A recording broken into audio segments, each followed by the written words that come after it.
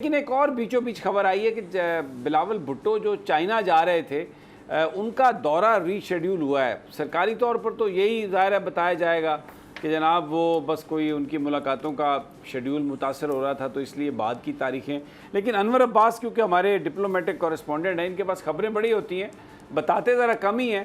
دیکھتے ہیں ان سے ابھی آج اگر کچھ ہمیں بتائیں کہ اس کی کیا انسائیڈ ہے۔ جی انور عباس، یہ کیوں نہیں جا رہا ہے بلاول بھٹو؟ جی بالکل سمیع صاحب، بلاول بھٹو زرداری نے رواں ماہ کے آخری ہفتے میں تیانجن جانا تھا، چین کے شہر تیانجن میں، اور بنیادی طور پر وہاں پر عالمی اقتصادی فورم کا 11واں اجلاس تھا جس میں انہوں نے شرکت کرنی تھی۔ اس دورے کے دوران چینی حکومت سے مختلف اقتصادی امور پر امداد کے حوالے سے بات چیت ہونی تھی، اور بہت ساری ایسی کیجول اپائنٹمنٹ تھی جو کہ چینی قیادت کے ساتھ ہونی تھی، اور ورلڈ اکنامک فورم میں جو اقتصادی ماہرین ہیں یا وہ سربراہان مملکت ہیں جو کہ متوول ممالک سے ہے، وہ انہوں نے شرکت کرنی تھی۔ تاہم سرکاری طور پہ یہ اناؤنس کیا گیا ہے کہ اس دورے کو ری شیڈیول کیا گیا ہے، اور شیڈیولنگ کی کچھ ایشوز کی وجہ سے اس کو وقتی طور پہ ملتوی کیا جا رہا ہے۔ اس دورے میں نہ صرف چین کا دورہ ملتوی ہوگا بلکہ انہوں نے اس کے بعد جاپان بھی جانا تھا، ٹوکیو میں 2 روزہ دورہ ان کا جاپان کا بھی تھا۔ ابھی تک اس حوالے سے اطلاعات نہیں ہے کہ وہ جاپان جائیں گے یا نہیں جائیں گے، لیکن زیادہ تر امکانات یہ کہ چین کے دورے کے ساتھ شاید ان کا جاپان کا دورہ بھی متاثر ہوگا۔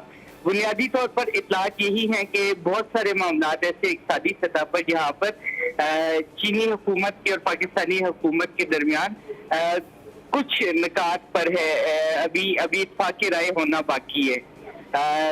ہوم ورک تھوڑا سا مزید کیا جائے گا جس کے بعد بلاول کا دورہ ری شیڈیول ہوگا۔ جی بہت شکریہ۔ بالآخر آپ نے آخر میں 2 لائنیں جو بولی ہیں اس میں آپ نے خبر، بڑی مشکل ہے آپ سے خبر لینا، بہت بہت شکریہ انور عباس۔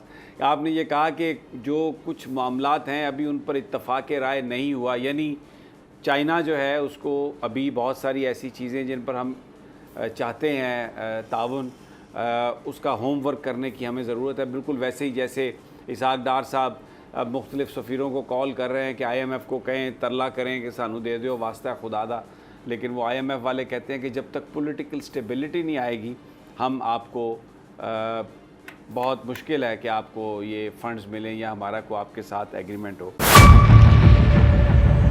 میئر کراچی کے انتخاب کی جنگ، بول نے پھر چھوڑ دیا سب کو پیچھے۔ اس وقت مرتضی وہاب منتخب ہو گئے ہیں میئر کراچی، یہ اعلان کر دیا گیا ہے باقاعدہ طور پر۔ صحافتی روایت رکھی برقرار، بول نے دکھائی سب سے بڑی ٹرانسمیشن۔ اور یہ حقیقت تھا، میں نے آپ کو کہا کہ نمبر گیم میں جماعت اسلامی کے پاس نمبر پورے نہیں ہے۔ لمحہ بلمحہ کی صورتحال سے کیا باخبر عوام کو۔ رینجرز کے اہلکار اور پولیس کے اہلکار ہیں وہ ہائی الرٹ ہیں، اور وہ اس بات کی کوشش کر رہے ہیں کہ اب کوئی ناخوشگوار واقعہ جو ہے وہ رونما نہ ہو سکے، کیونکہ بول ہے پاکستان کا نمبر 1 نیوز چینل۔ سبسکرائب کریں اور بیل دبائیں تاکہ کوئی خبر رہ نہ جائے۔